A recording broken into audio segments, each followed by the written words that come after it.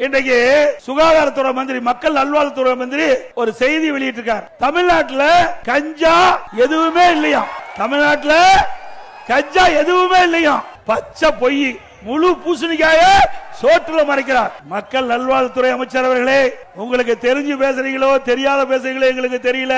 மக்களுக்கு ஒன்னும் தெரியாது நினைக்கிறீங்க. இங்க இருக்கின்ற இளைஞர்கள் அத்தனை பேருக்கு தெரியும்.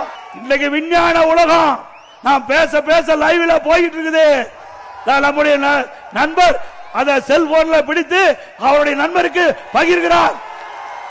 இப்படிப்பட்ட விஞ்ஞான உலகத்தில் உங்களுடைய பொய் எடுபடாது. சுப்பிரமணியம் அவர்களே, உங்களுடைய பொய் எடுபடாது.